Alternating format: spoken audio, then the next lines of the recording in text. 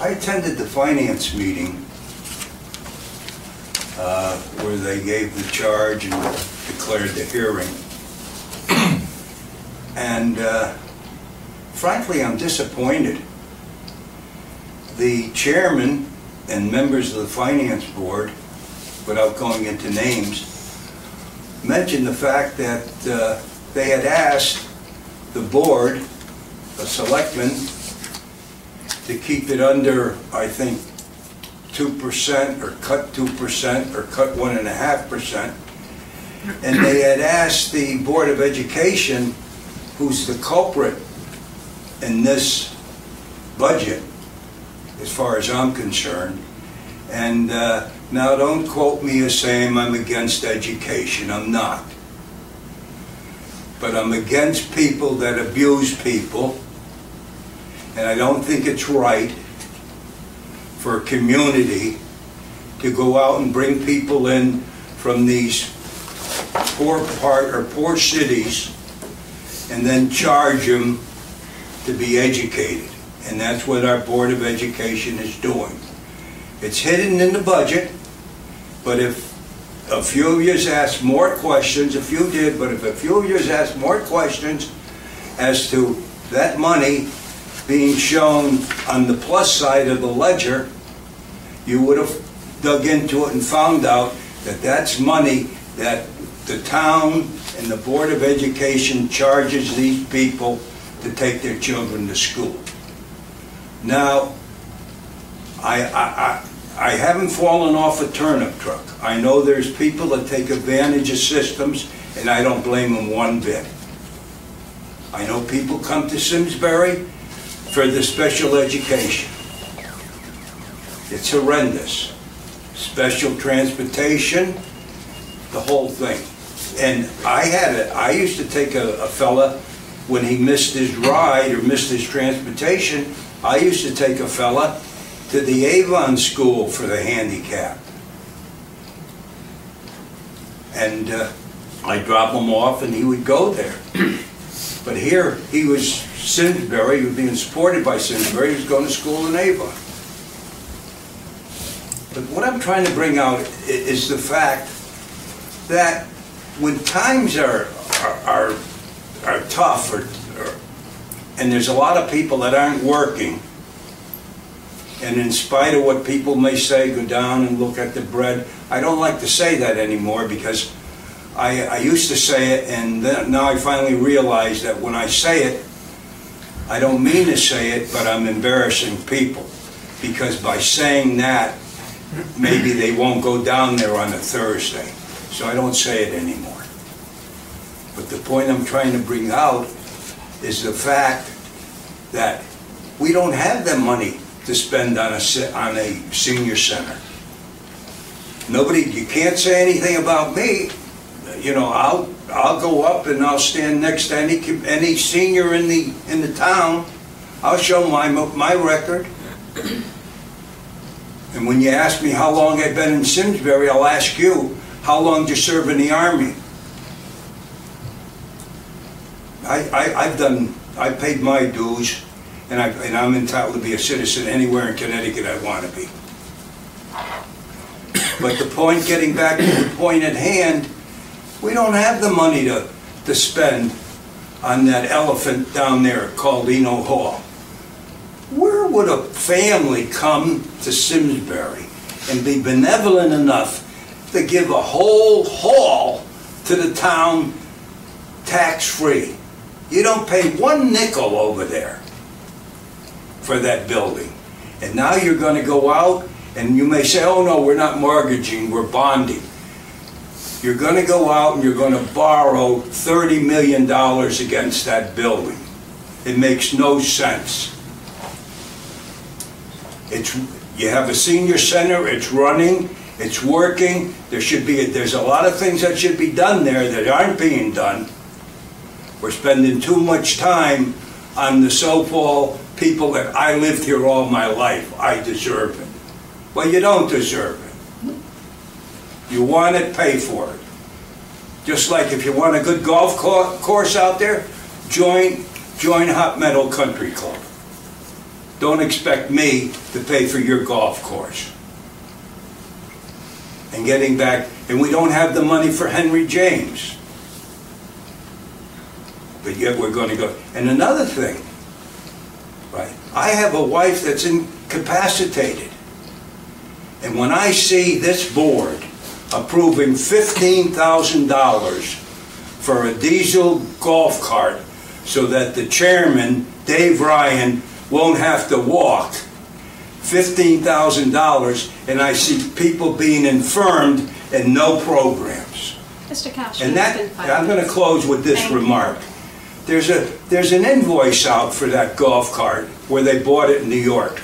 I like to see the invoice, and I like to know, has the invoice been paid? Because I can give you a dozen invoices, right?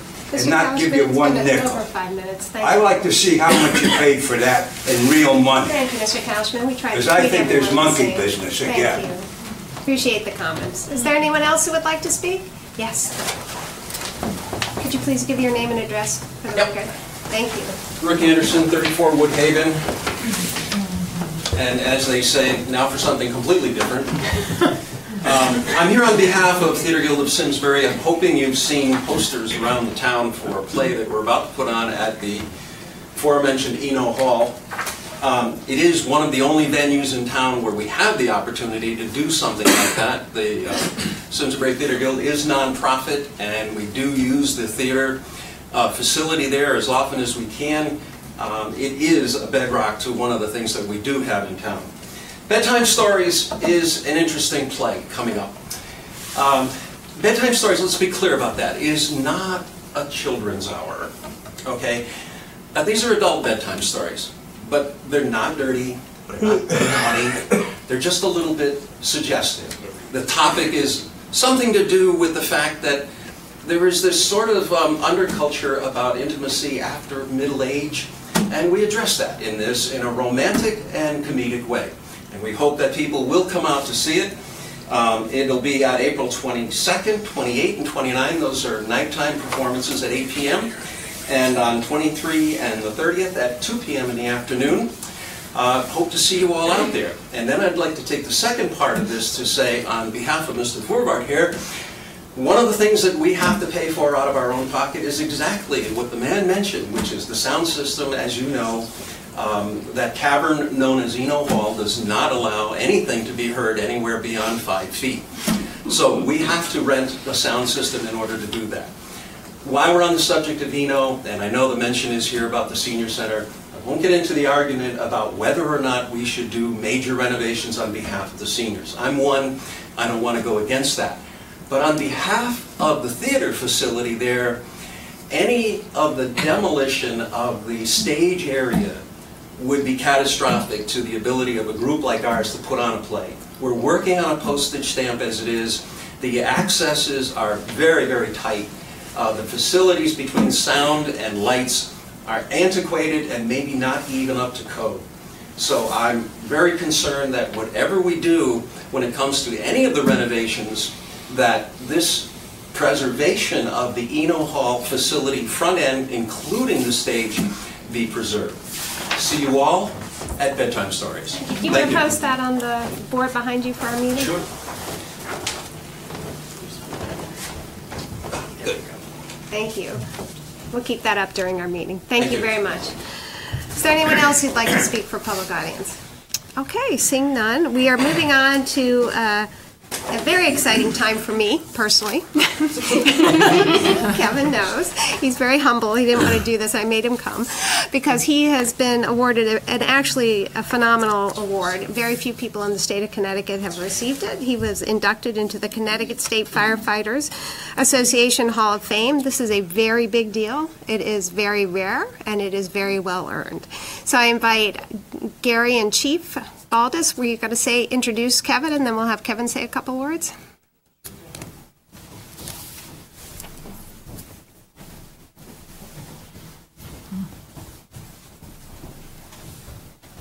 Come on up, Kev. I'm Gary Wilcox. I am president of the Simsbury Fire District. Along with me is our chief of the fire department, Jim Baldus. and of course our... Kevin, get in with them, so because we're getting a picture here, and you need to be in it. That's the whole point, Kevin.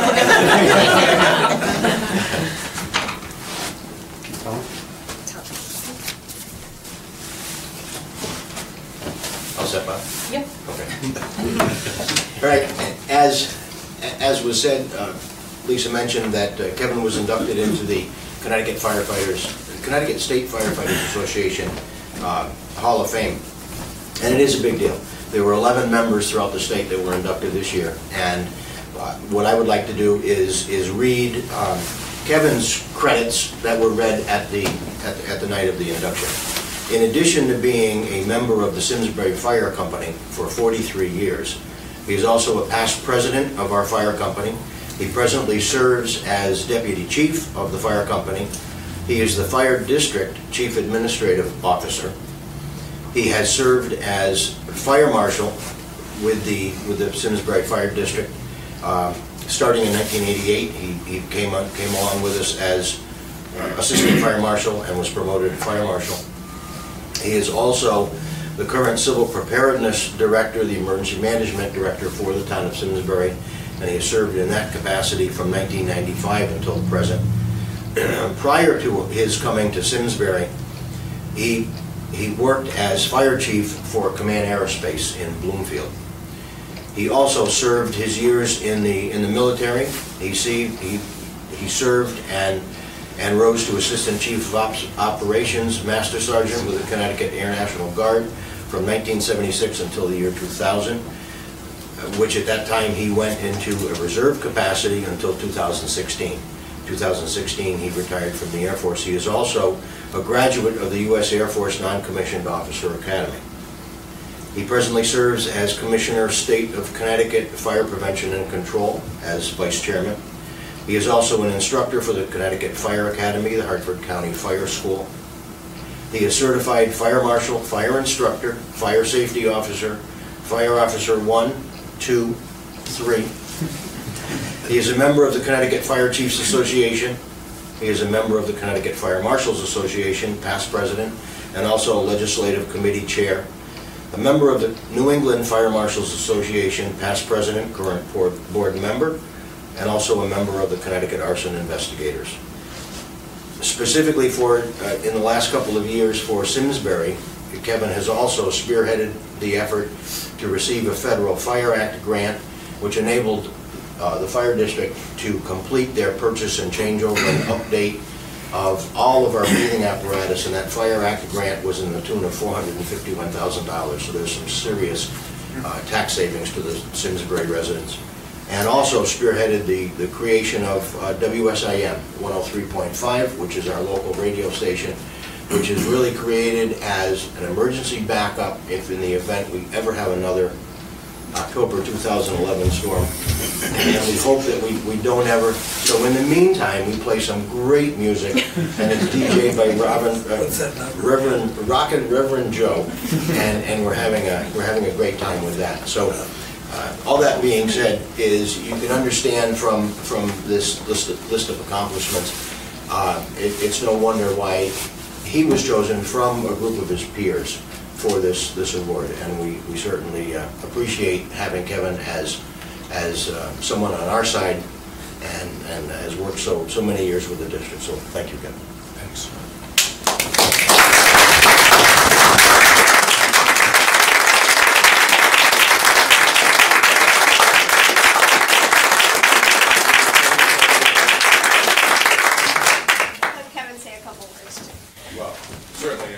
Thank you very much for doing that, and the kind words from Gary. I appreciate it. I mean, it goes without saying that, you know, we're a team over there, as well as with the community.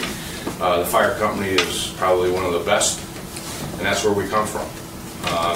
And I think that's what the best part about it is.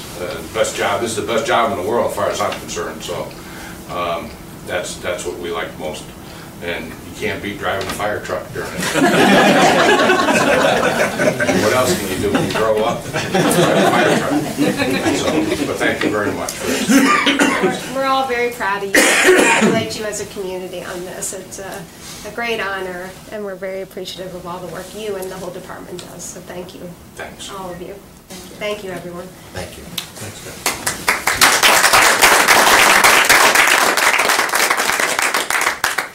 So you may have noticed this month, if you've driven along Route 10 at night, Eno is lit up blue in honor of Autism Awareness Month, and we have a proclamation that Cheryl is going to read in that honor. Thank you.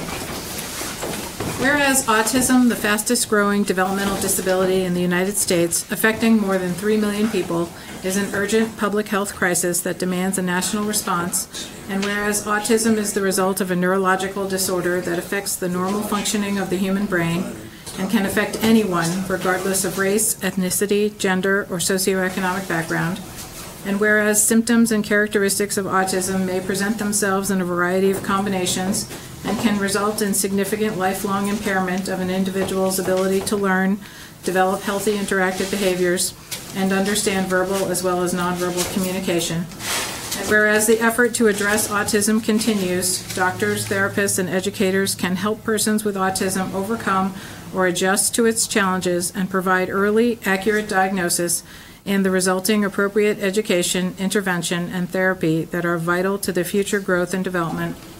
And whereas ensuring that persons living with autism have access to the lifelong care and services needed to pursue the full measure of personal happiness and achieve their greatest potential. And whereas the town of Simsbury is honored to take part in the annual observance of Autism Awareness Month and World Autism Awareness Day in the hope that it will lead to a better understanding of the disorder. And therefore I, Lisa L. Hebner, First Selectman Woman, do hereby proclaim April 2017 as Autism Awareness Month and April 2nd, 2017 as World Autism Awareness Day in Simsbury to raise public awareness of autism and the myriad of issues surrounding autism, as well as to increase knowledge of the programs that have been and are being developed to support individuals with autism and their families. In witness whereof, I have placed my seal on the Great Seal of the Town of Simsbury, dated the 2nd day of April, 2017, Lisa L. Hebner, First Selectwoman. Thank you, Cheryl. We're very honored to recognize this month, and Eno does look great. So It does. Thanks to Public Works who designed the sign and put it out there. We'll go on to the First Selectman's report. We are indeed in the midst of budget. Appreciate all the comments on the budget out there. I did want to point out that the budget is only proposed by the Board of Selectmen, myself, and the Board of Finance. It actually becomes the people's budget after it's voted on in this year, we think June. Hopefully, we're optimistic. So to the extent there's something you don't like, let your voice be heard and then vote. Because at the end of the day, it becomes your budget. Or the majority, some people will vote for it, some against, and whatever the decision is made, it is the people's decision in the ultimate. It's the people's budget. So we are in the midst of our process. If you did not get a chance to see the Board of Finance public hearing, it is on SCTV, and there's a link in my First Selectwoman's report. You can also get information about the budgets of the town and the Board of Education online, and there are links to that as well. The next public hearing for the Board of Finance is scheduled May 16th at 5:45 p.m. in the main meeting room, which is right here. In the interim, the Board of Finance has asked that the Board of Selectmen and the Board of Education begin thinking about $1 million in possible reductions in anticipation of the legislator's budget. We are still, as I understand it, waiting for the appropriations budget to come out at the end of April before final decisions will be made. So there is still time to give your input, and we encourage you to do so.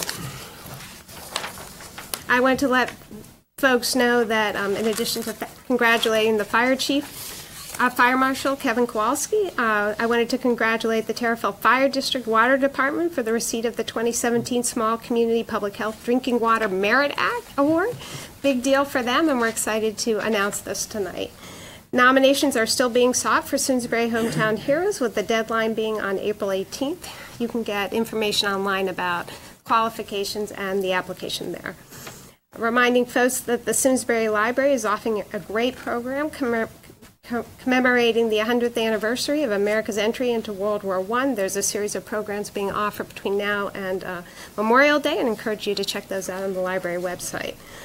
The future of our forts, stewarding our lands thoughtfully, will be given at 7 p.m. on April 17th in the program room of the Simsbury Library. They are requesting RSVPs to Helen Peterson, and again, her contact information is in the First Selectmen's report. Simsbury is offering a shred event scheduled on April 22nd from 9 a.m. to 1 p.m., and this is being hosted by the Police Department and Simsbury Social Services. Earth Day events, still some out there for those who participated on Sunday. It was a great turnout. I think there were like 200 volunteers who came out to work on the trails and give of their time in betterment of our community. So thank you to the Farmington Valley Trails Council for their efforts there. Representative Hampton is having his cleanup day on April 22nd. And we encourage you, do I have that right? Yep, from 9 to 11 on Earth Day. And there's also a program being offered at the library in honor of Earth Day. Summer camp registration has begun. Jerry's here. Woo, it's happy days at the farms. And you can also get pool and pass swim lesson registration. And I'm happy to announce the golf course is open. So I've already seen many happy faces around town for that. Tri-Simsbury Adventure Triathlon is Sunday, May 21st at 11 a.m. And the Talcott Mountain Music Festival has announced their schedule.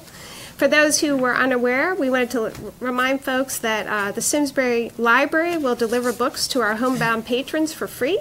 Simsbury residents who are homebound, long-term or temporarily, due to illness, disability, or advanced age, can have books delivered to them. There's contact information in my First Selectwoman's report and how to sign up for that. But it's a great service, and many volunteers work hard to make that happen. So thank you to those who give back to our community. The Simsbury Public Schools has a newly designed web page. Check that out. The Drought Watch, believe it or not, is still in effect, at least for Hartford County right now. And in terms of economic development, I wanted to mention that for the Farmington Valley Trails Council annual cleanup day on April 9th, hundreds of volunteers came together, but we also had businesses who were supporting this, and it was Valari's, Fitzgerald's, Tolmetto, and Valley Fine Wine, so I appreciate all our businesses who step up to support our community as well. Benny's had a great ribbon cutting on April 6th at 4:30 p.m., and the place looks beautiful, so if you hadn't had a chance to stop by, please do so and tell him congratulations. Again, congratulations and welcome to Ideal Healthy Weight Loss. We had a ribbon cutting there on April 5th. Welcome to town for them. Wednesday night is business night at the library. Has some good programming coming up. Strategic planning will be held on April 26th from 6:30 to 8 p.m. Encourage folks to sign up for that. And with that, there is an update on the Silverman project in this that is new, so you may want to take a look at that. All right. You dedicated your First Selectwoman's report to Sean in his absence? Yes. Yes, in absentia, this report is dedicated to Mr. Aspen. Absolutely. We will start with our action items. May I have a motion to approve tax refunds in the amount of $3,558.90? So moved. Second. We'll go with Cheryl and Elaine. Any further discussion? All in favor, please say aye. Aye. Thank you. 2017 marks the 49th anniversary of the passage of the Federal Fair Housing Act, Title 8 of the Civil Rights Act of 1968. We welcome Ed LaMontagne, who has requested the board declare April as Fair Housing Month. We're excited to have you here. Would you like to speak to this request? Sure. Guess I should have told you in advance, huh? Surprise! Well, you're going to hear the proclamation momentarily.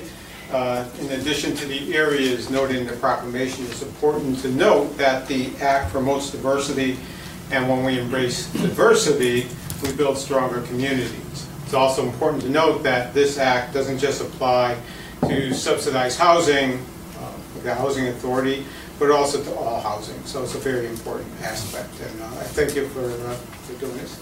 I wish I did it in March, so we got the whole month. Next year, I'll make sure I do it. Thank you, and thank you for bringing this to our attention. It is important. May I have a motion to approve the proclamation marking April 20th, 2017 as Fair Housing Month? I'll have Elaine read the proclamation after the motion passes.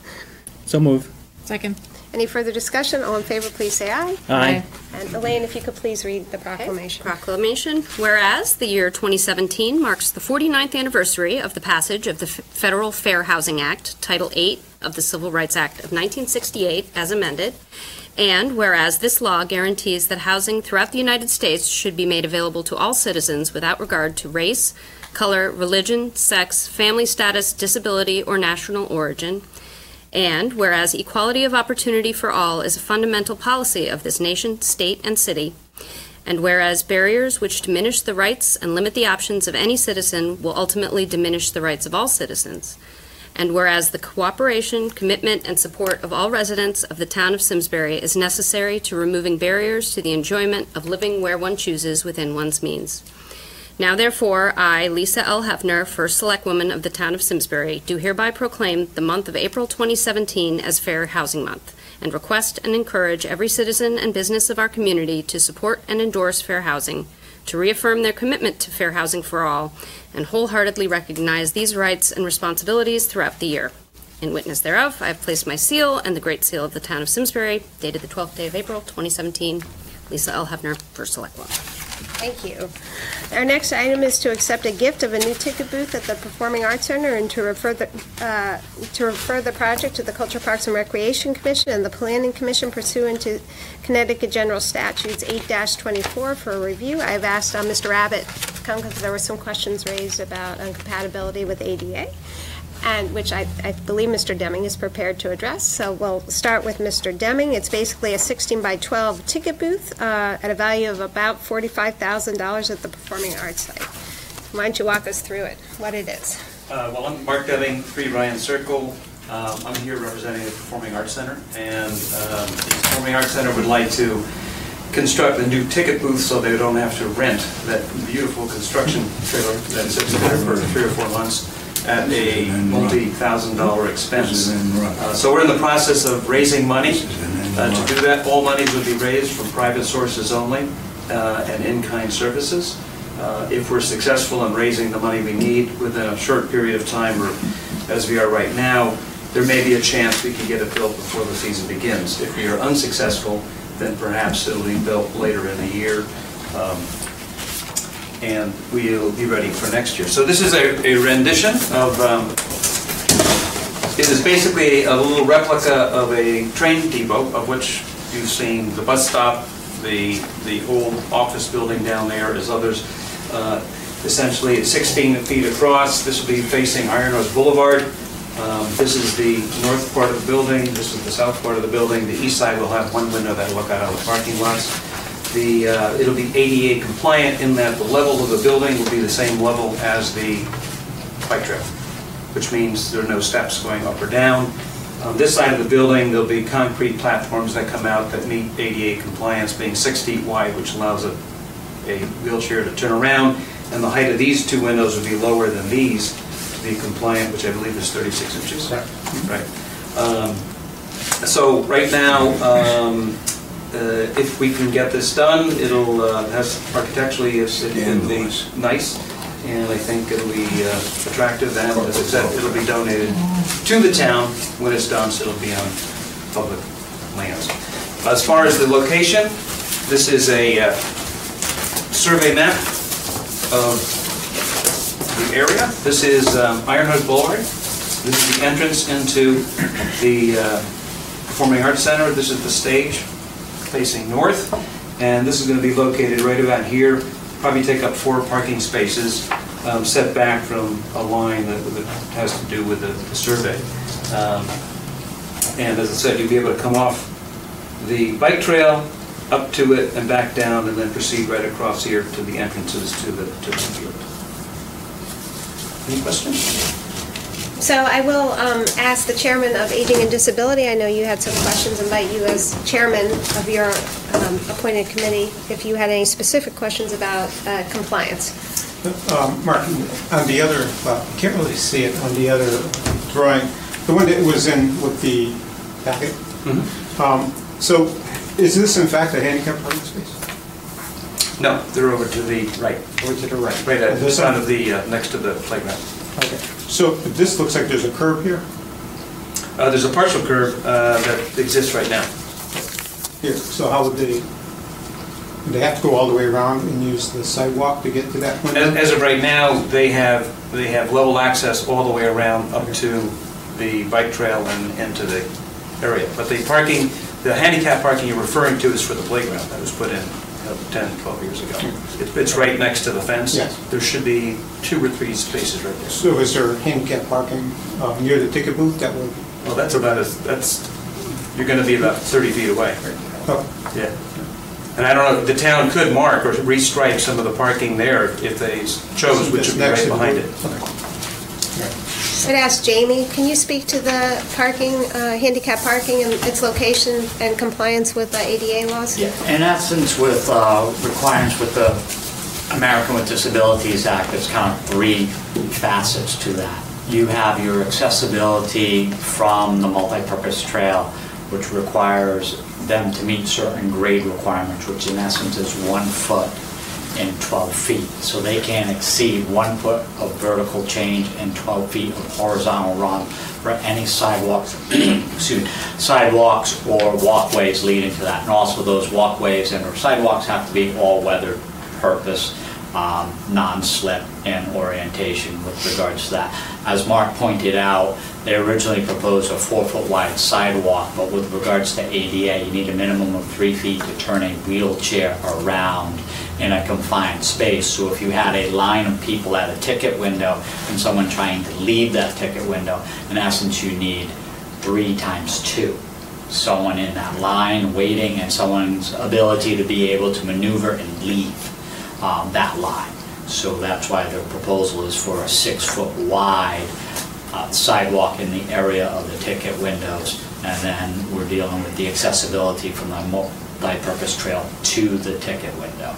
With regards to elevation between ticket window and the ground, there's a requirement to have ADA accessibility for someone who is mobilely challenged to be able to comfortably have a conversation with the individual on the interior of the building, and the height of that is 36 inches. So as Mark pointed out, the 4 windows facing Iron Horse Boulevard will be at 1 elevation, and either the northern or southern side windows would be lowered to accommodate and meet the ADA requirements.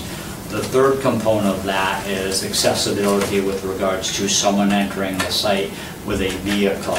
There are presently ADA accessible parking spaces on the site, but those were laid out and striped for the playscape and also associated with the Performing Arts Center.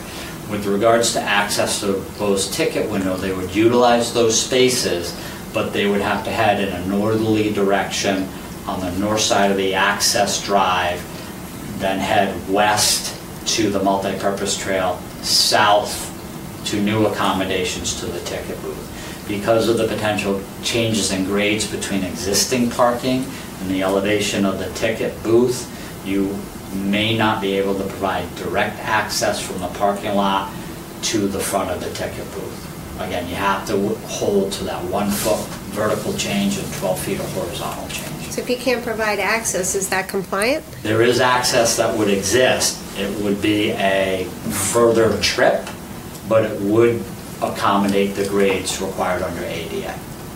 And the parking would be in compliance And with the ADA? parking would be in compliance with ADA. ADA did change some of the striping requirements, and the actual wheelchair or the chair has turned to a more active emblem versus a static emblem that has been historically used. So again, it's a chair in motion versus a static chair. So again, we would look at compliance with that. I'll open it up to questions from the board. Cheryl? Are those spaces that you're talking about van accessible spaces, or are they just? We would also look at that. Again, there was a change originally from ADA compliance, which didn't look at the requirement. We'll make it simple. If you only have 1 handicap space or mobilely challenged space, you were required to have that space van accessible.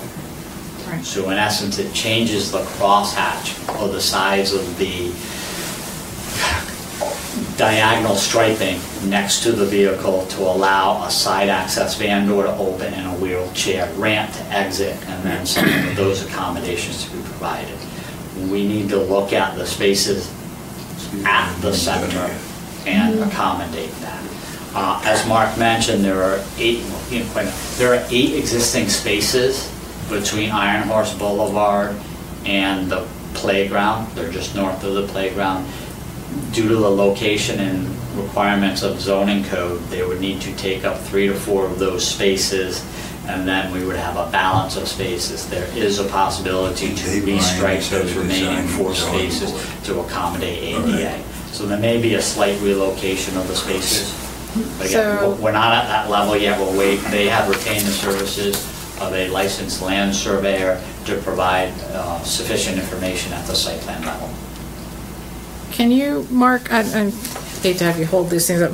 Can you walk me through, we'll pretend one of those spaces is a van accessible space. The person gets out the side of their van in a wheelchair. How far, where do they go? If Mark wants to hold it up, I can. Yeah.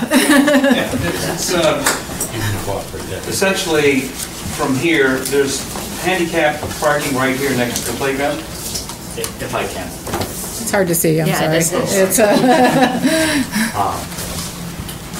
The audience would like to see it too. This area, We'll show it to you after, Mr. Kalsch. this area here is the playscape, which is Right. on the southern Yep, portion of got the that. site. Yep. As Mark mentioned, the band shell is in the center of the site.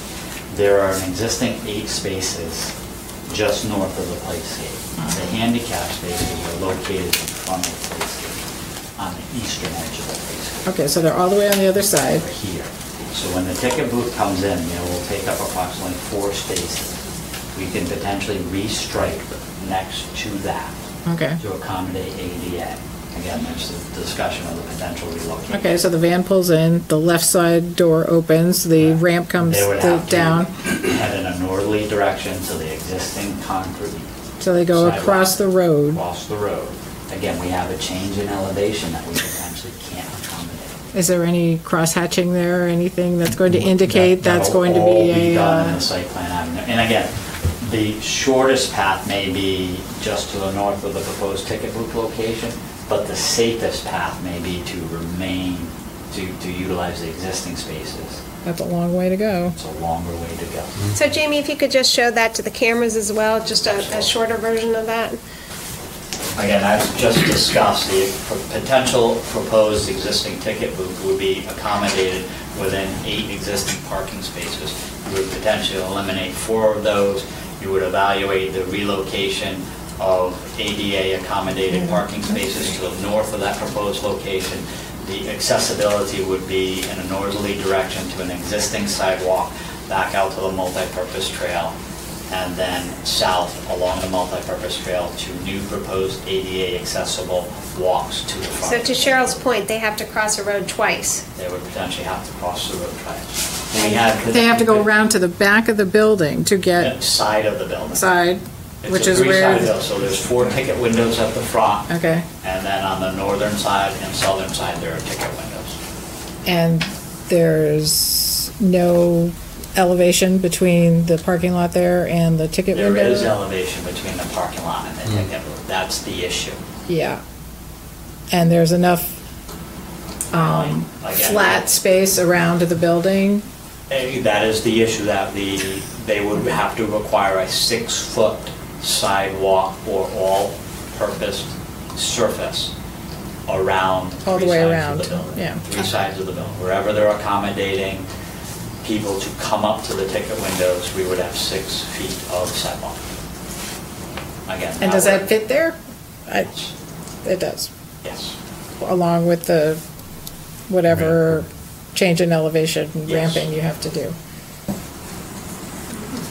Again, originally when this was being planned, I did reach out to Mark and his group to ask them to retain the services of a licensed surveyor to make sure that everything they're sketching out fits. And we do have that in draft at this point, and it appears that it can all be accommodated. Is there concern that some people will simply try to go the shortcut through the entrance into the facility? Go, so instead of going all the way across and around. There is the potential for someone to walk across the grass, but there is a split rail fence that goes across the front of the property. Most of the flow, because of where traffic is, most of the flow comes from there, this way, up to the facility, if you look where the parking is. Walks up northerly on the bike path. The pack also changes the way the site's accessible during their event season. So you can't just enter from any location that you want. Because again, you know, without controlling the access, there would be no need to purchase a ticket. Yeah, but there are the other. So again, there will potentially, if you purchase a ticket during an event, you can't just walk from the ticket booth directly into the site. You have to then come back out to the multi-purpose trail, head in a northerly direction to then go in the main entrance. Yeah, my question was more all the time that there isn't an event, but people are going in to purchase tickets during just normal days, Yeah. right? It is pretty hectic in that parking lot. So my only concern is someone in a wheelchair just not wanting to go across and follow the long way, basically coming up the entrance, cars coming in the entrance as they're trying to come up to get to the sidewalk more quickly, that's all. As we get more accurate survey data, there may be the ability to accommodate that change in grade and look at the access of, direct access from the parking lot to the front of the ticket booth. Mike, did you have a question? I'm confused, but yes, I do have a question. The non-handicap ticket entrance is facing Iron Horse Boulevard. There are windows on either side, one toward the playground, one facing south and one facing north. Yeah. This is facing west. That's Okay. what you see on Iron Horse. Okay. This is facing north. These would be the handicap windows, they'll be lower. And then they coming out be 6 feet of concrete walkway. This is the south side of the building, which would be administrative entrance to the building. This may be provided for concert promoters who want to use the ticket booth during that season.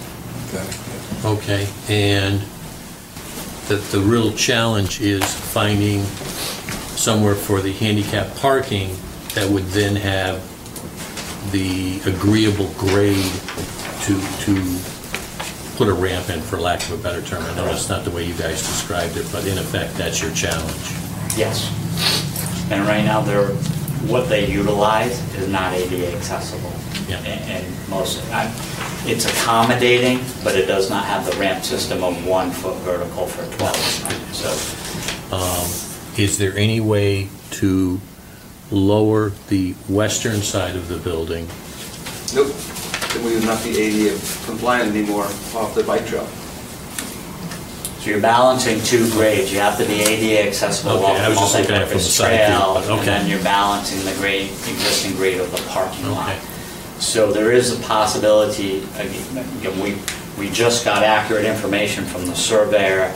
I've asked them to provide 1 foot contour intervals so that we can look closely at those grades. But Mike, to your point, there may be the ability to balance the first floor elevation of the ticket booth so it can accommodate access from the multi-purpose trail and direct access from the parking lot.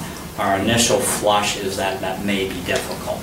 Okay, and my only other concern is I would really like the handicap parking to be closer than the distance we're talking about now.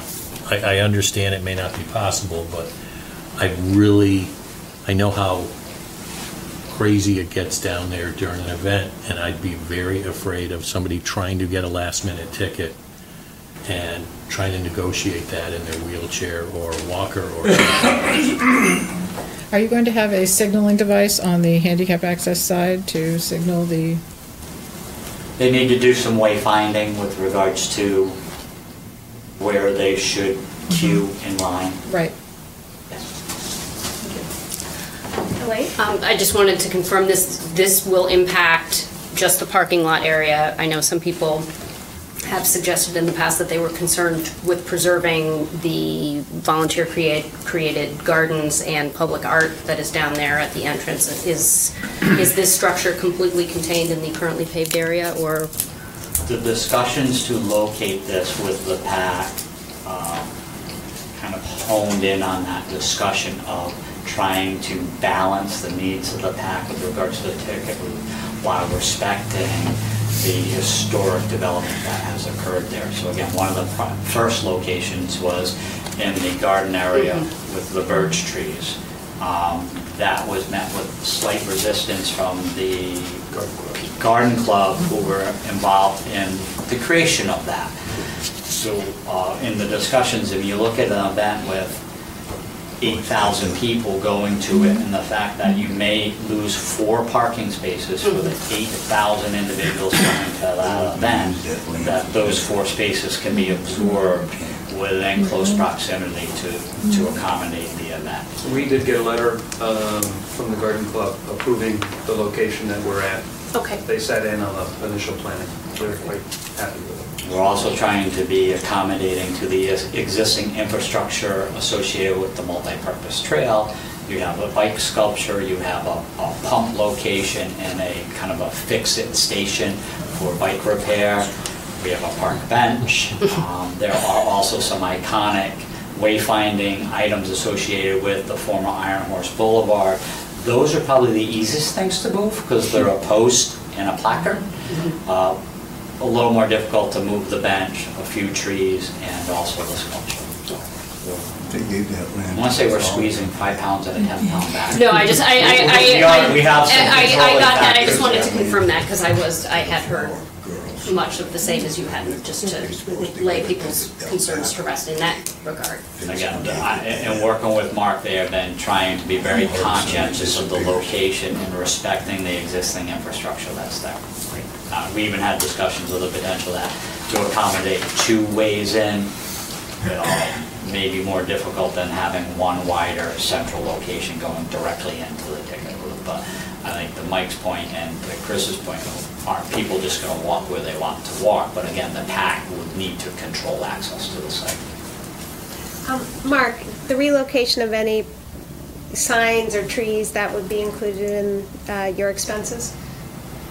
So far, we have managed to work around,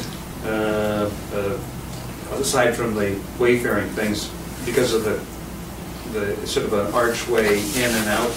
And no, we don't have to do anything with the trees because we're behind them. We're behind the setback there. That's one of the reasons we're sort of into the 3 or 4 parking spaces as opposed to being closer to the trail. So my major concern is, and I'd ask for, I mean, it seems kind of crazy to have to cross the road twice to get to a ticket booth. That is a major concern to me. At this point, we're not being asked to approve the final site plan, as I understand it, correct? Correct. Yeah. From a process standpoint, it still requires an application to the zoning commission, and also we have the Simsbury Center Code to follow. The planning commission? Zoning commission. 824 is to planning. 824 is planning, but it still requires them to submit an application to the zoning commission. So we would just be referring to the planning and the Culture, Parks and Rec. We do not actually have to accept the gift. If you want to get input from those commissions first, we can do it and have them come back once we've had the referrals. We could do that as well. Again, your primary role tonight is under 8-24 of state statute, where you would be referring it to the planning commission, and then when the planning commission receives that referral, they're putting a hat on of whether or not it's deemed to be in compliance with the town's 2007 Plan of Conservation and Development. And the state. And it would go to Culture, Park and Rec as well from this board, although not required by your planning documents, but required by this board because obviously Culture, Parks and Rec is in charge of the entire site. So I'm sure Jerry would want input from his board. They're tentatively going to try and meet on Tuesday night to address this. We're still trying to get a secure quorum, but that's the plan right now. Cheryl, yeah. Are there utilities in this building? Electric and communications. Okay. We're right now in the process of And they'll be determining good. whether we have to bring it in from the panels north on the other side of the driveway or something much closer, which is there too. And those utilities are the responsibility of the Performing Arts Center? Yeah. So we can do this one of two ways in terms of the motion, and I'll let whoever makes the motion decide which way they want to do it. We can do a motion to accept the gift now and then refer to Planning Commission and Culture Parks and Rec, or we can right now make the motion to refer to the Planning Commission and Culture Parks and Rec and ask them to come back to us for final acceptance of the gift. Tom, do I have that right? Yes, you're fine. I will make a motion to send this to the Planning Commission for a referral, -24, and then bring back that information to this board for our ultimate decision. Can I ask for a friendly amendment there to add Culture Parks and Rec as well? That's fine. I'll second that. So we have a motion, we have a second. Any further discussion? All in favor, please say aye. Aye. The motion carries unanimously. Thank you. So you'll just come back to us after you get the feedback from those committees. Okay, Thank you. Thank you Our very much. next meeting is the 24th. I'm still waiting. Our next action item is to appoint a pension council. Before the board is a request to appoint Wigan and Dana LLP and Eric M. Sharp as retirement plan counsel for the balance of the 2015-2017 term. The board originally reappointed Reed and Riga PC and lead attorney John thank you for a second term as a retirement plan counsel in December 2015. Mr. Galliette retired in June 2016 and the town's pending matters were transferred to Eric Sharp, who has continued to represent the town through the beginning of March. By letter dated March 9, 2017, the town was notified that Mr. Sharp was leaving his firm and moving his practice to Wigan and Dana. The town was provided three options: stay with Reed and Riga and work with a new council, continue to work with Mr. Sharp at Wigan and Dana, or go out and choose a new council altogether. The recommendation from town staff before the board is to continue to work with Mr. Sharp for the balance of the term. Mr. Sharp has a working knowledge of the town's defined benefit contribution plans, and it does not make sense to bring on new council with a new learning curve at this point. Financial impact: Mr. Sharp's billing rate will remain the same, so there's no additional financial expense in doing this. And I open it up for questions from the board. May I have a motion? To me. May I have a motion to appoint Wigan and Dana LLP and Eric Sharp as retirement plan counsel for the balance of the 2015-2017 term? So moved. Second. I'll go with Chris on the second. All in favor, please say aye. Aye. The motion carries unanimously.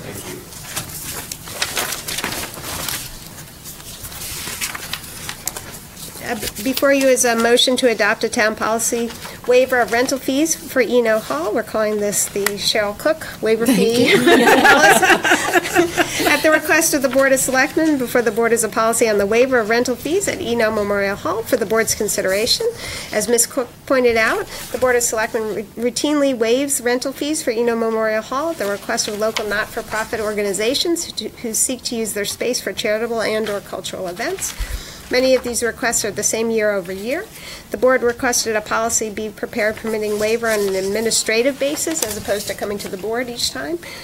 The policy establishes criteria for the waiver and the process for obtaining the first and then the subsequent waivers. The policy applies to rental fees only. Custodial fees are specifically excluded.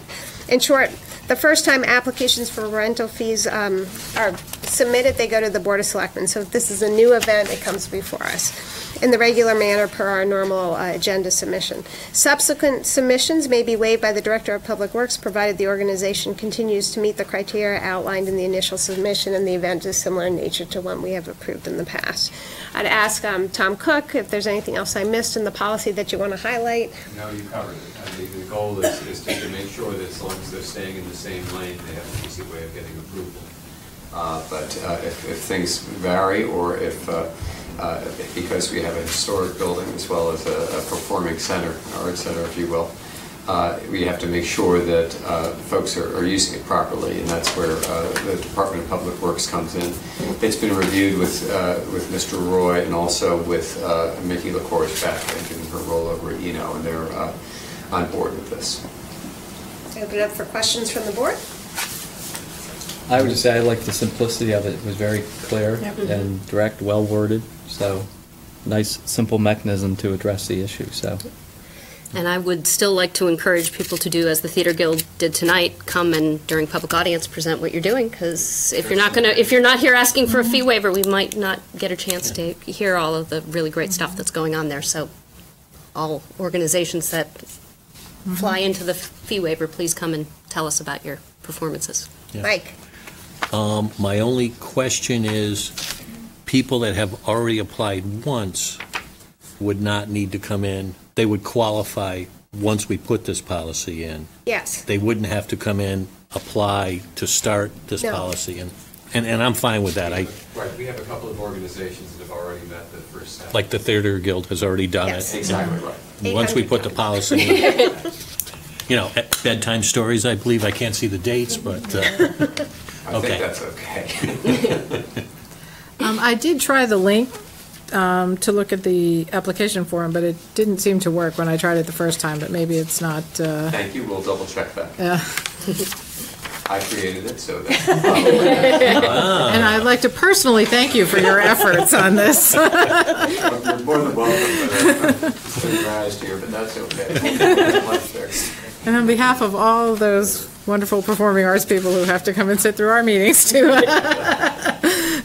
they thank you too. Okay, with that, may I have a motion to adopt the Town of Simsbury policy on waiver of rental fees at Eno Memorial Hall as contained in your packets? So moved. Second? Any further discussion? All in favor, please say aye. Aye. The motion carries unanimously. Mr. Cook will make sure that link works. With the help of Melissa. I'm not going to lie. And I can say that because she's helped me many a time as well. Next, before the board is to approve and execute a letter to the state of Connecticut legislative leadership. This is the same letter, as you may recall, that we sent to the chair people of the Appropriations Committee. So we would just then go ahead and send it to the legislative leadership if everyone is okay with that. Yep. Okay. Yep. We'll bring it for signature, and we'll get permission from Mr. Askin before we send it. Yeah. I'm sure he's fine with that. Do you need a formal motion? I do. Okay.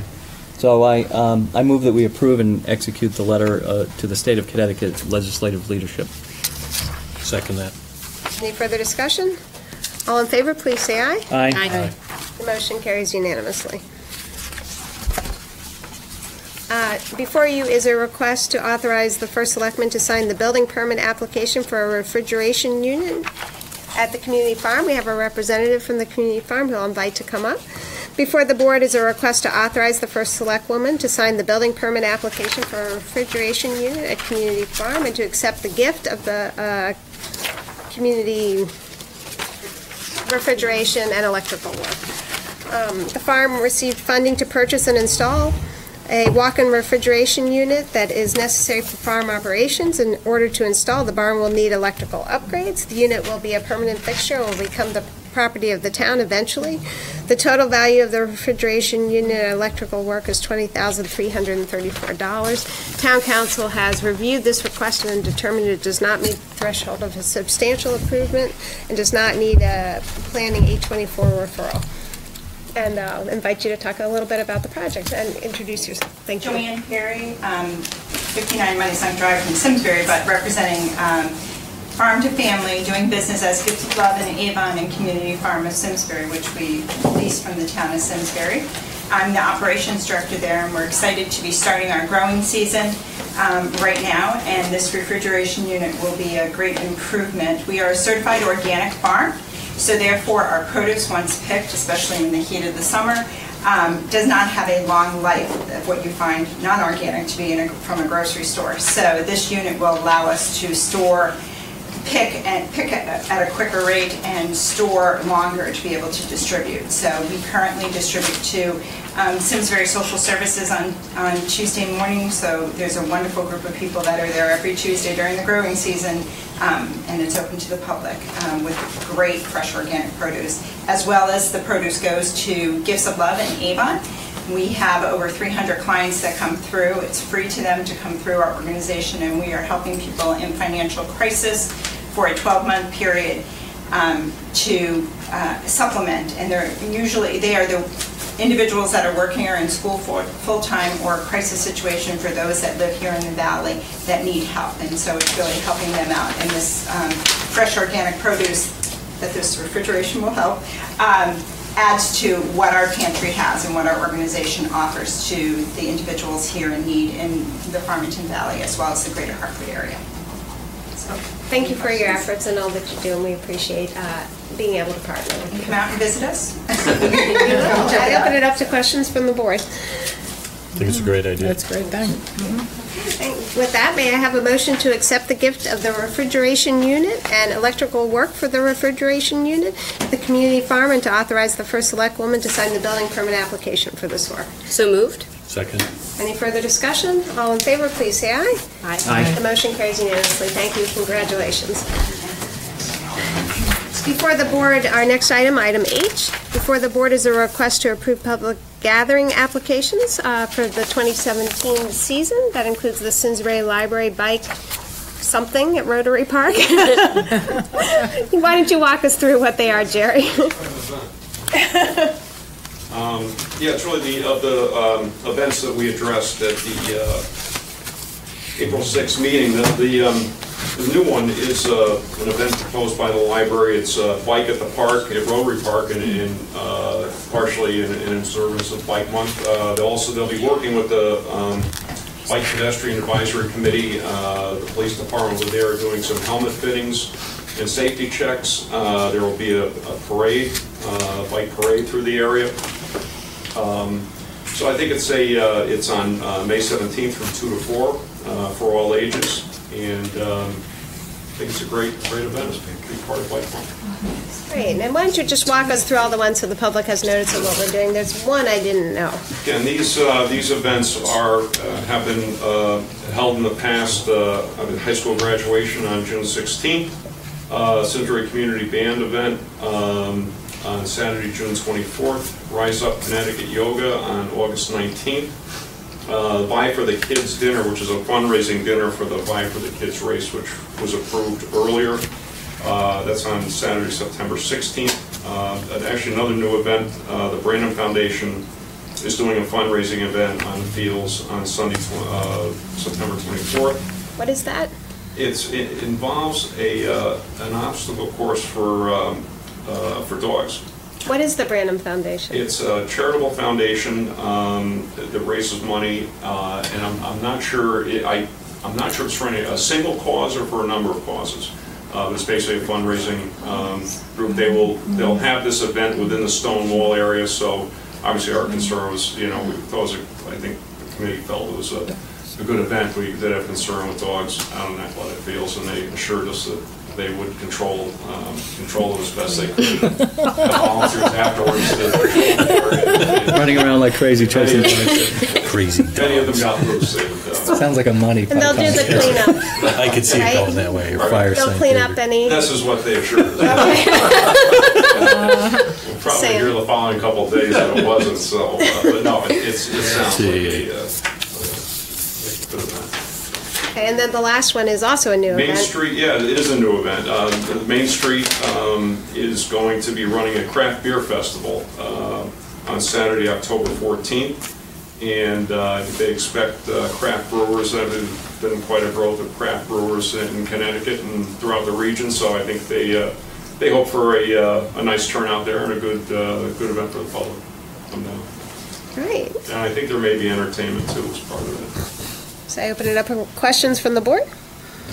The bike event, 2 to 4. Are kids in school then, or? Just wondering. Well, it's a good point. This is what they may be. I'm not sure if that doesn't include some of their setup as well, but. Squadron doesn't get out until 3. I know Squadron gets out at like 3:30, but I'm trying to remember if that perhaps is a half day or a in-service day. I don't know. Don't know. I think it might be. Curious. It could be a half day. Yeah. We did an event like that at Squadron years ago, and there was problems with so many kids on bicycles, and I think there was an insurance claim that followed, but you might want to be careful. Yeah, one of the things that we did agree to do is to barricade off that parking lot as you come come in right on the right-hand side. So, and then I think, if anything, they will go out on the greenway, but anything within the parking lot, it'll be barricaded, so there will not be any vehicle traffic. Yeah, it was a lot. But that was, I think, was that the bike rodeo? Yeah, that one, yeah. Yeah. I remember that one. Okay, any insurance concerns, Tom? As long as the public gathering committee, which has police participation, is okay with this, I think we can be comfortable with it. Okay. With that, may I have a motion to approve the public gathering permits included in your packets for the 2017 season? So moved. Second? About the lane on the second. Any further discussion? All in favor, please say aye. Aye. The motion carries unanimously. And May 17th is an early dismissal day. Excellent. Which I note on the very nicely redesigned Simsbury Public Schools website. So check that out. Thank you. Thank you, Jerry. That's good. Yes, stop. I used Google. I've learned. All right, so going on to budget update.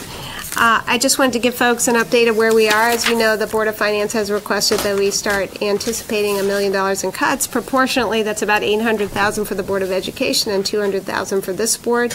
We've begun discussions with staff to look at our operating budget, and then also capital budget, what are things we might consider removing or moving out or delaying in order to get our $200,000 in savings, because you can get savings in capital through the debt service or by, the cash payments that we make.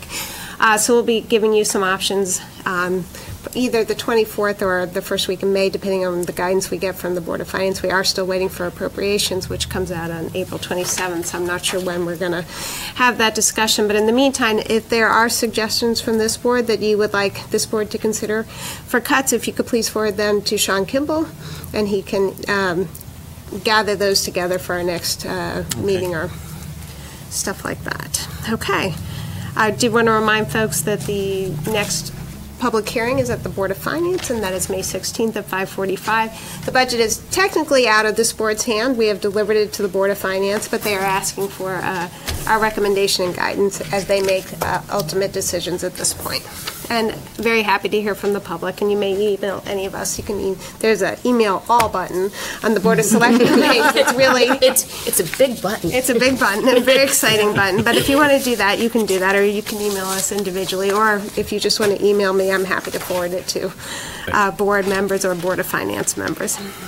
And with that, we have Ms. Beal, who waited a very long time. Thank you. So thank you for being here. We have a motion to appoint Catherine Beal, Republican, as a regular member of the Public Building Committee with an expiration date of January 1, 2020. May I have a motion? So moved, with our thanks for your willingness to volunteer. Second. Any further discussion? All in favor, please say aye. Aye. You are officially appointed. Congratulations. And thank you for staying the whole meeting. It's actually a big deal, and we very much appreciate your willingness to serve, so thank you. All right, we will now go on to review of, and you're welcome to stay to the end, but it's okay if you don't. Review of the minutes. You have before you budget workshop regular meeting minutes of March 4th. Wow, that was a long one, right? 2017. Budget workshop regular meeting of March 7th, 2017, and the regular meeting of March 13th, 2017. And I'll open it up if anyone has any changes they want to make. Otherwise, those minutes will stand as final. I have one change. Cheryl Cook, who is always watching out for my well-being, on the 13th, page 9 of 9, Personnel Subcommittee update, it says Mr. Kelly was canceled. I had to point that out to him, too. You all would have gotten away with it if Cheryl didn't point it out. Just want to make sure he knew he was canceled. The meeting was canceled, but will be held next Thursday at 7 a.m. Mr. Kelly was Cheryl, canceled. thank you very much. You're welcome. Yes. I wouldn't cancel you for anything. You can cancel me, but I'm coming to public audience. If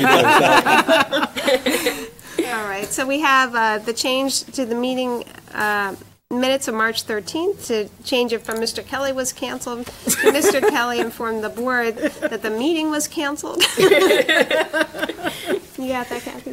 Okay. I may have that motion. So moved. Second. I'll go with Mike on that? Mike. Any further discussion? All in favor, please say aye. Aye. So are there any other changes to any of the other minute packets? I had one. It's a very personal request on the meeting for March 7th. Okay. It would be Mr. Payne, not Ms. Payne.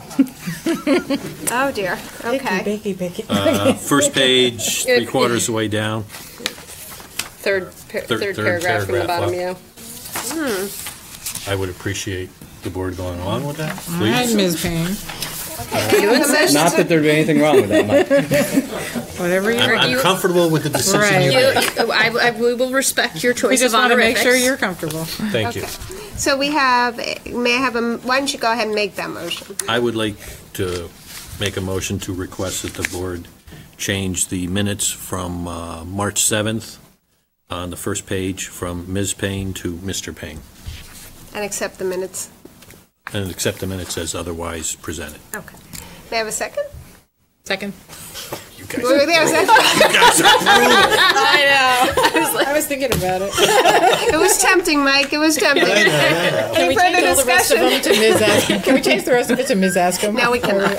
All in favor, please say aye. Aye. The motion carries unanimously, but good try. Okay. Going on to liaison and subcommittee reports, we'll start with personnel. Yep, and we have a number of items. When I say we, Personnel Subcommittee, which is myself, Cheryl, and Sean, we have 4 items. None of these require a vote, but they are all things that we need to get input from you on, with the exception of the first, which is we did include just an update on our overall schedule, and I'll let you refer to that at your own will. I just want to point out that you'll see that we are very clearly and actively in the process of reviewing the RFPs, and tonight what you're going to get is a recommendation from us as to 3 that we will interview as a board. So we are moving along consistent with the overall plan that we have. The second item that we wanted to... I'm going to go ahead and recuse for this, because I never... It's Yep. item B. Yep. So item B is, again, this is not an item that we vote on. It's actually technically an item that the next Board of Selectmen will vote on. But during the budget process, there is a letter that I distributed to everyone. During the budget process, we had identified for budget stakeholder $10,000 as the amount in the budget for the stipend for the first select person, which is one of the recommendations from the Charter Revision Commission. When we had that discussion, we were asked to refer it back to Personnel Subcommittee for kind of a final recommendation as to what that would be. Now, again, we as a board don't vote on this. This is just a recommendation that the next board would consider when they make a final determination as to what the first selectman's stipend would be. So I did want to just run by you what our recommendation is. It's open for conversation and input. First of all, just a little bit of the background. The key background that speaks to where the Charter Revision Commission was really these 2 paragraphs that I put in from their final report. And to highlight what they were in essence is they had initially recommend a stipend of approximately 15% of the town manager's salary, and they had used as an example $150,000, with 15% being $22,500 for that. At their final recommendation, there was insight from town council, and I'm actually going to read this directly, which affected the permissible ways to establish the compensation for the first selectman or select woman.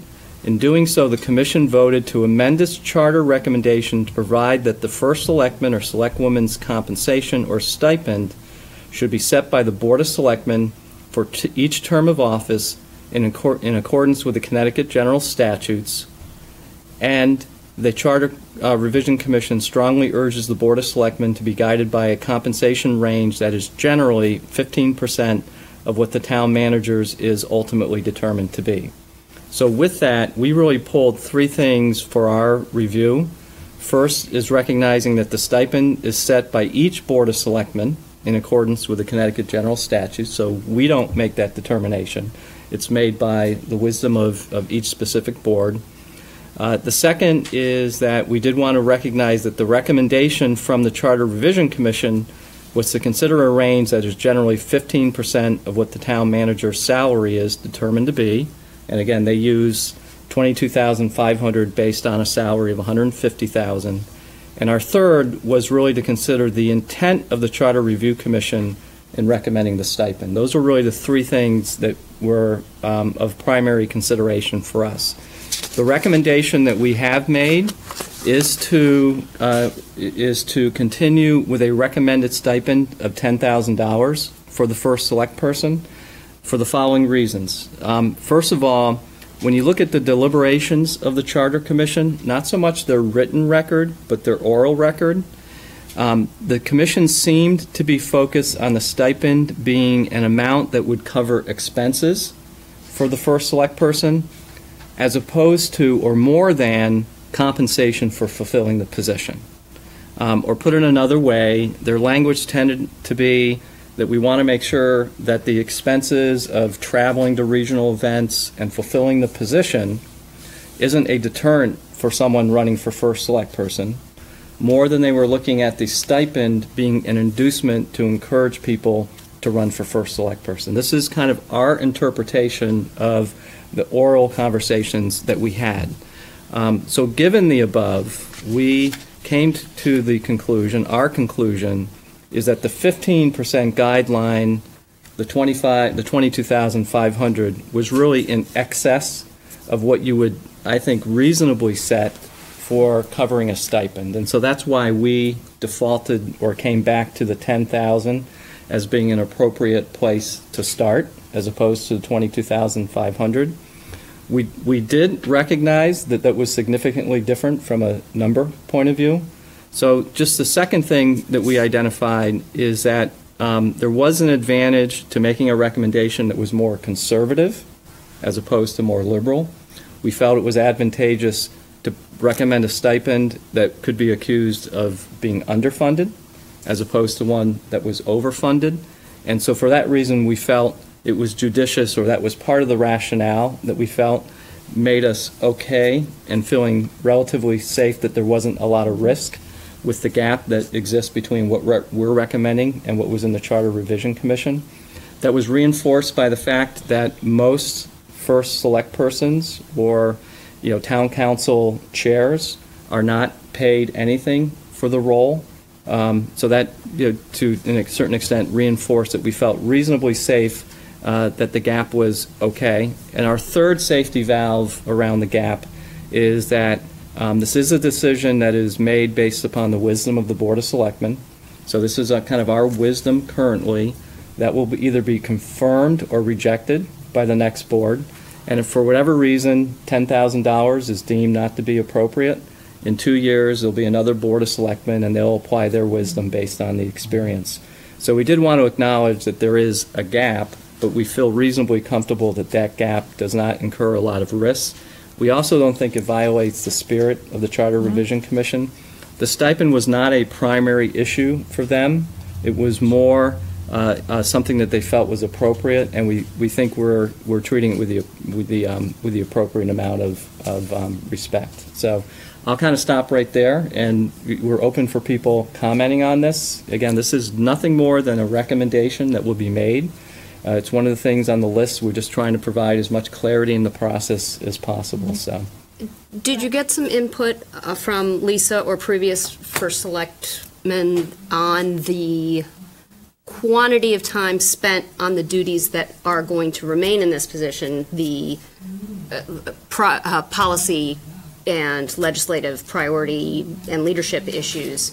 How many, roughly what percentage of time, once the administrative functions are removed, that will be passed on to the town manager? What is the level of time? My only concern would be there are a lot of meetings, and I think it would be very difficult for someone to fulfill, even without the administrative duties, the policy duties that remain. Right. And maintain a full-time job to support a family. And are we basically creating a situation where someone needs to be independently wealthy in order to serve the community? Yep. So I think that's a very legitimate, so a key area of discussion on this is what's the purpose of the stipend. And so, Elaine, what you're referencing is potentially there's a need for it relative to compensation. which isn't what we interpreted necessarily the Charter Revision Commission intending and kind of where we settled. We haven't looked and talked and evaluated how much time is going to be involved in the role, so we haven't done that. But what you're addressing is a core philosophy of what's the purpose of this, and we're not stipulating that we're not. Yeah, this, well, this clearly is where we it's settled, evolving so. to a part-time position, and the stipend should reflect that. But that would be my only concern with going, Right. and certainly in the budget climate we have right now, being conservative, I absolutely agree, is the wise way to go. Yeah, although we think it's very important to set this right. So one thing that we don't want to do is set this based on the fact, what we don't want to do is, because we don't want to say it's going to be X, that we set it at less. Right. So I think it's really important to set it appropriately. I'm sorry, I was cutting you off. No, I didn't mean to interrupt you. I think part of our consideration along those lines was that we don't really know what this position is going to look like now. And I think it was Sean that brought up the fact that the first selectman is essentially going to be one of us now. I mean, now there is going to be some specific, public duties, but that the idea behind the town manager was to take, that role and make essentially the first selectman is the chairman of this committee. We are and we've all chaired a committee and know what that means. But we also had a level of concern with tying it to a salary. Yeah. We didn't feel like that was, whether the number is right or not, we didn't feel like that was an appropriate way Well, and I to think get that there. Bob indicated we can't it creates link it formally. Conflict. It creates all sorts of impressions that we wanted to say. I disagree with Sean's premise that the new first select person is going to have a workload comparable to what the five of us have now. I think that while the administrative and management responsibilities, so for example, CROG is buying regionalized salt purchases, clearly that's the town manager's function. However, things like the Farmington Valley Compact communication that was put together to the legislature, in my reading of the new charter, that would remain with the elected official who is accountable to the citizens and is the policy leader. I'm not saying he's right. I'm just saying that we don't know what it looks like yet. Yeah. We don't know what that is, and we are only making a recommendation to the next board, and the next board can decide what they will with that based on their own experience. But we haven't had that experience yet. Yeah. So we well, don't yes, know what and so that much of it is that. But that would be my only caution is and it can change, with the term. Yeah, so I wouldn't want the elected positions, all five of them, all six of them, to become nothing but ceremonial. I think it's really important that we have, in terms of the policy and the electoral function, that we're careful not just to kind of. Oh, clearly we're going to maintain. No, I mean that's beyond the scope of this, but right, and so clearly we're maintaining our legislative role, but right, weakening it altogether. And I would just be concerned that some qualified people who have demanding day jobs would be. Well, they're already kind of locked out, but yeah. So I think on that level, if you have a person who is a full-time working person who may be interested in being first select person, the amount of stipend would have to be significantly larger than the 22.5, which is not appropriate for the. In a lot of levels, you really would have to be able to match and even exceed what that person's current income is. Right, and that isn't. There's another to me, a little bit of an interesting dynamic, and is I do believe the more the stipend is, the more that someone who is a full-time working person may be disinclined to run for the role because they feel if it's going to be compensated at X, then people are going to have an expectation of me spending an amount of time that is beyond. Yeah, it needs to be appropriate for the part-time hours of it, and they are absolutely part-time hours. So it does need to be appropriate to that. I agree with that. But I think what I'm taking, Elaine, from what you're saying is if potentially the stipend is an inducement for people to run who would be of high quality, we really want to be careful if we're undermining that.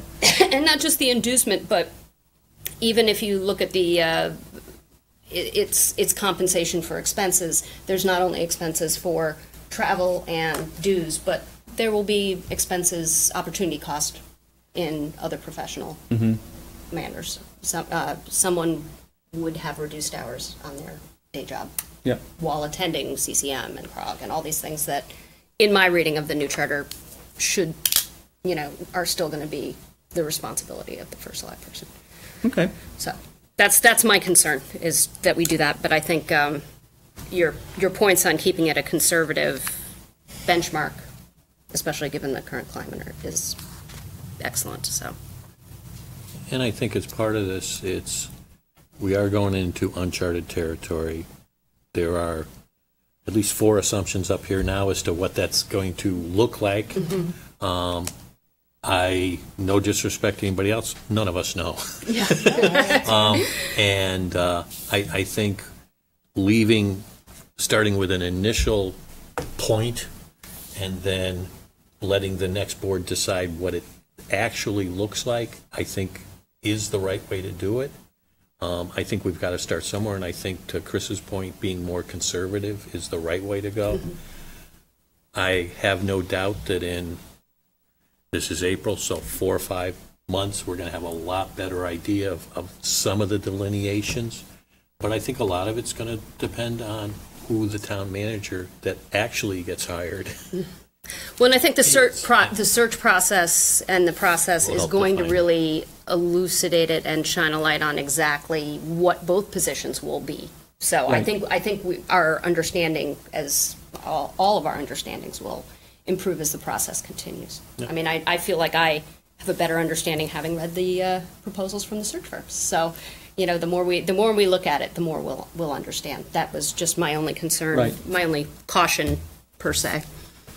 And from my point of view, this is a transparent, open-ended process, Elaine. So I don't look at this as this is what the recommendation is. It's more this is what we thought. I think what's important is that we're able to guide as effectively as possible. So when the point comes, if a new board is kind of looking for our guidance, we have it without having to go through a lot of conversation. But I also hope that as people are listening to this, that those who are more consistent with your point can begin engaging this. We're very open to hearing from members of the charter revision. Absolutely. So part of what we want this to be part of an ongoing dialogue for people as well. So I would agree. I think we're starting down a path.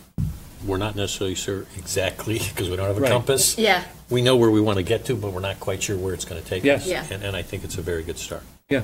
My opinion. All right, so that's it with this. Okay. You want to give Lisa a heads up? Let Lisa come on back in. So our next item is another very similar to this. We did identify just an initial job description for a town manager. I'll wait till Lisa kind of joins us.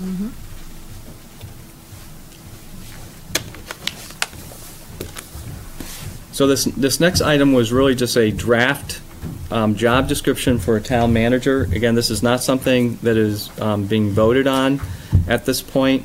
We just wanted to get something out there that provided something that was formal and start a process of getting some input. I know, Lise, you had some input earlier, so our thoughts are really just to kind of capture what people are saying and continue to edit this along the way. So with that, you may have had a chance to look at this. If not, we can just continue to discuss it in future meetings.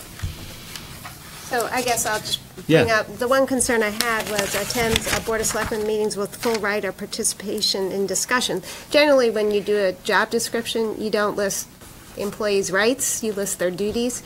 And I just wanted to make sure that the Board of Selectmen was careful in their wording, because I think we're not saying that a town manager who's a non-elected member of the town, an employee, would be participating in elected deliberations. They would certainly, we would like them there, help us with preparation and stuff like that. I don't believe any of our elected boards in the town side does that. Yeah. We don't have staff as being participants. We certainly ask them, the chair asks them to participate, ask questions, but it's not a right. It's something. Right. Yeah, I actually had that that paragraph circled as well, not because of that bit, but also because of the preparing the agendas. I think, I think it's a wording issue with that paragraph that perhaps should be tinkered with a little bit, because, especially because this board will be the supervisor, for lack of a better term, of the town manager, and the town manager will answer to this board.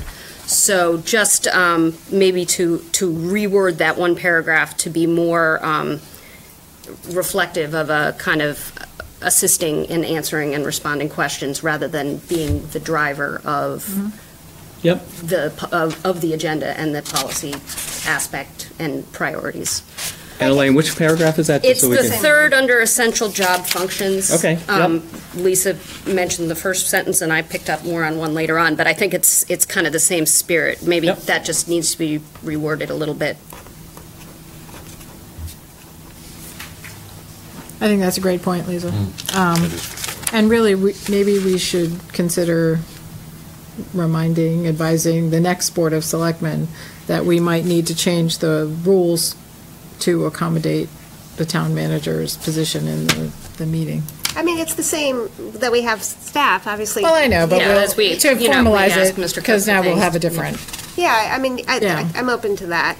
What I don't want to do is, I don't believe that the Charter Revision Commission said elected officials and I agree with you. non-elected. I totally agree with you on that. You're That's a great catch, Yep. Anything else on anyone's part? Those are just my initial. I haven't, I'll continue to read it. That was only, and I would just, like in other things where there is, looking at policy matters, there are a couple lines about consulting with legislators and policy matters. I would just include the first select person and Board of Select folk in on that, just because I think because this is our first town manager, that we want to be sure that we kind of delineate the important administrative and management skills that make the town manager an important role. Also means that we are keeping the policy, the policy and legislative drivers separated from that. Okay. Really, I think it's us setting the policy, Right. and that individual's the implementer. Right. We may give them a broad category that we don't want our budget cut from the state. Then you go to the state and you begin to look at that as a broad category kind of thing, as opposed to specifics. Are the only things that come to mind for some reason right now. Yep. Okay. And Elaine, if you have some specific areas where you marked, just get those to me and we'll make those edits. I will. I'll go through it again. I kind of have checks in the thing, but it's a wording thing. It's not a. I think you really covered a lot of the really important skills that we'll be looking for. Someone that can effectively function as a manager and administrator. So I think it's a nuance of language, right, and not a substantive. Okay. Great, thank you.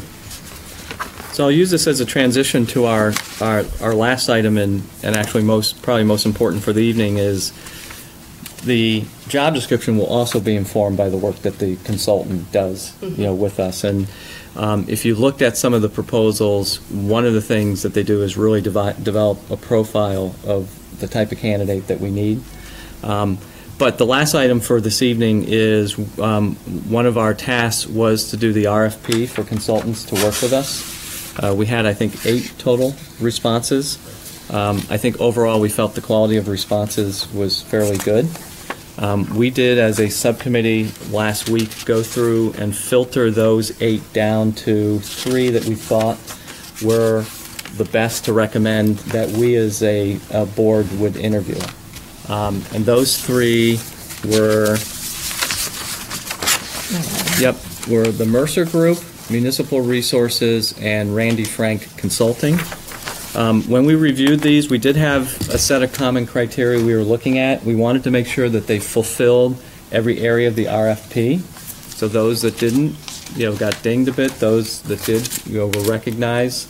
We cared a lot about the quality of structure they were conveying, in terms of their ability to manage the process, the quality of their ability to generate good recruits, We cared a lot about what was reflected in the designs, about reaching out to the community and developing, core constituencies. So those were the primary factors we looked at, and these three emerged. I definitely encourage people to take a look at some of these RFPs, and theirs in particular, to get a feel for them. Their pricing all came in relatively similar to each other. And so really our next step is with these three to set up an opportunity to do interviews with them. We do have recommendations as to how that interview will be structured. What we'd like is to start with challenging them with about a 5-minute question that they would speak to. Melissa had put the question together which reflected what we had talked about, which is basically saying, can you convey to us what's unique about your abilities to work with a town that is hiring a town manager for the first time? And then there's a series of questions that we'll ask that pertain to a series of areas that we're going to evaluate each of them on. So with that said, I'll stop right there, and the next task will be for us to identify some common. What we'd like to do is do all three interviews in the same evening, but do it at a time that we'll all submit some times that are available for the interview. So. And I assume you want input from the board on which questions to ask during the interview process. Yep, absolutely. At an upcoming meeting, what we'll do is we'll share a draft of some questions, or if you have some questions, pass them along. What we definitely want is a standard set of questions that we ask the same questions of the same candidates. We are thinking that we each would take a question and we would be responsible for asking it, and then we evaluate everyone based on how they answer the question. So absolutely, we want input on all of that. Okay. Thank you. Thank you. I read all three. They were very interesting. All right. I'm not going to give a finance update because I think we've had enough of that. Are there any other updates from members of the Board of Selectmen?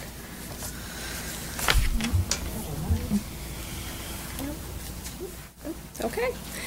With that, may I have a motion pursuant to Connecticut General Statutes, Section 1-206D, concerning the selection of a site, lease, sale, or purchase of real estate in connection with the redesign of the senior center, to move into executive session? So moved. Second. Any further discussion? All in favor, please say aye. Aye. Motion carries. Yes. Yes. May we have that amended? I amend my motion to include the presence of Mr. Cook and Ms. Apple. Second. Who was our second on that?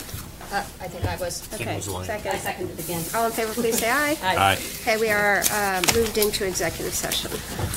And we'll do that in my office.